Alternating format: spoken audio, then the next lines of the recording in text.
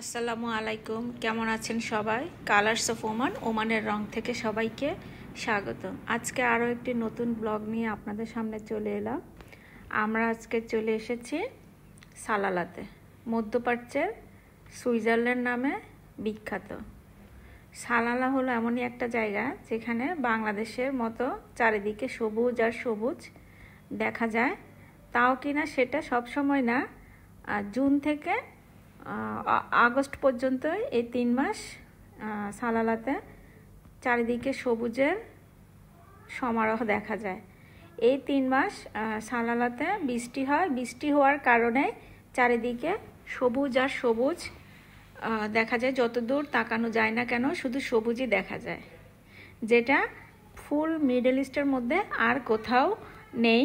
তাই মিডল ইস্টের সুইজারল্যান্ড নামে সবাই চিনে সালালাকে। সালালা হলো খুবই সুন্দর একটা জায়গা যেখানে বছরের 9 মাসই থাকে অনেক বেশি গরম, চকচকে ঝকঝকে রোদ আলো। আর জুন থেকে আগস্ট পর্যন্ত বৃষ্টির সিজন থাকে, ঝিরিঝিরি বৃষ্টি থাকে। এই টাইমটাকে তারা খারিফ সিজন বলে এবং এই টাইমে সবাই সালালাতে ভ্রমণ করতে যায়। তো আমরাও সালালাতে গেলাম। সেখানে যাওয়ার পর সবুজ দেখে আমরা তো খুবই আনন্দিত, অনেক সুন্দর চারিদিকে। তো আমরা আজকে চলে যাচ্ছি আইয়ুব নবীর মাজারে। সেখানে যাওয়ার পথে দুপাশের যে সুন্দর দৃশ্য ছিল আমি সেগুলো ভিডিও করে নিয়েছি। আইয়ুব নবীর মাজারে যাওয়ার পর সেখানে দেখলাম অনেকে সেখানে এসেছে, বিশেষ করে যারা পাকিস্তানি, ইন্ডিয়া, আমরা বাইরের দেশে যারা আছি তারা সবাই আইয়ুব নবীর মাজারে গিয়েছিল দেখতে। আর এই যে চারিদিকে এগুলো ধোঁয়া ধোঁয়া দেখা যাচ্ছে, এগুলো আসলে ধোঁয়া না, এগুলো হলো মেঘ। আমরা ভূপৃষ্ঠ থেকে অনেক উপরে। সালালাতে যেটা দেখলাম, এই সমস্ত এলাকাগুলোতে 10 হাত দূরে আসলে কিছুই দেখা যায় না, ঘন কুয়াশার মতো চারিদিকে। এখানে ড্রাইভ করার সময় খুবই সতর্কতার সাথে ড্রাইভ করতে হয়, অনেক বেশি মেঘ থাকে যার কারণে অসুবিধা হয়। এগুলো হলো সব মেঘের দেশে। আমরা এখন পাহাড়ের অনেক উপরে। আর এখানে আমার বাচ্চারা, হাজব্যান্ড, এরা চারিদিকে ঘুরে ঘুরে দেখছে। আর যে এটা হলো আমাদের ভাবি, হাজব্যান্ডের কলিগের ওয়াইফ, উনি আমাদেরকে ফুল সালালা শহরটাই ঘুরে ঘুরে দেখিয়েছিল। এই যে এগুলো দেখা যাচ্ছে, এগুলো হচ্ছে বাংলাদেশের আদা গুনগুনি পাতা, আর এটা ছিল বেগুন গাছ। এগুলো সব নিজে নিজেই হয়েছে।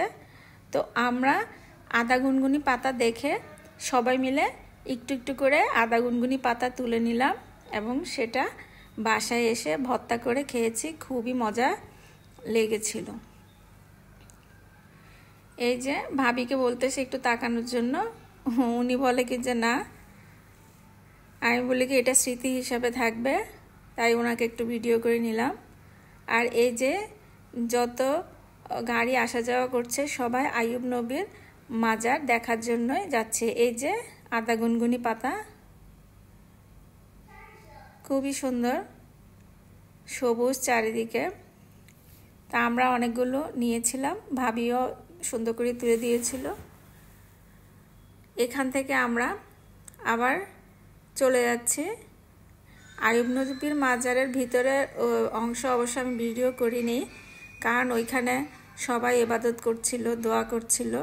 তো যার কারণে ওখানে আমার ভিডিও করতে ইচ্ছে করছিল না, জাস্ট এমনি বাহির থেকে দেখে আসলাম।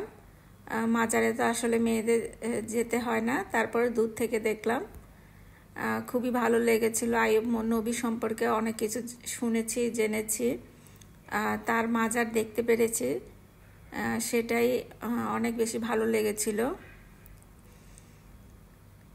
এই যে আমার টুনটুনি পাখি, সে চিন্তা করতেছে কোথায় আসলাম। এখানে এই যে মেঘের মধ্যে আমাদের হাতে পায়েও কিন্তু মেঘ ভেসে বেড়াচ্ছে। এই যে মেঘ দেখা যাচ্ছে, এগুলো সব মেঘ দিয়ে আবৃত হওয়া। এই যে গাড়িগুলো রোড লাইট দিয়েই চলছে। খুবই আস্তে আস্তে চলে গাড়িগুলো, কারণ সামনে মেঘের কারণে দেখা যায় না। তারা ওমানিরাও যাচ্ছে মজা করে করে, আমরাও যাচ্ছি। সুন্দর একটা দিন কাটালাম সবাই মিলে। এই যে এখানে সবুজ দেখতে দেখতে একদম চোখ জুড়িয়ে গেল। তারপর আমরা আবার গাড়িতে উঠে রওনা দিয়ে দিলাম।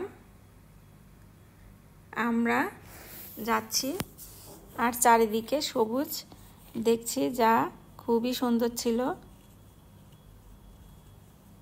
কিন্তু আমার কাছে ভয় লাগছিল, কারণ মেঘের চারিদিকে ঢাকা ছিল, যার কারণে ভয় লাগছিল। এই যে এখানে রোড লাইটগুলো জ্বলছে।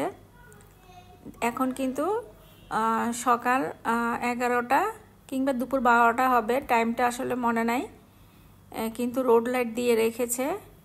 কারণ এই যে এখানে ওই যে মেঘের কারণে কিছু দেখা যাচ্ছিল না, সে কারণে।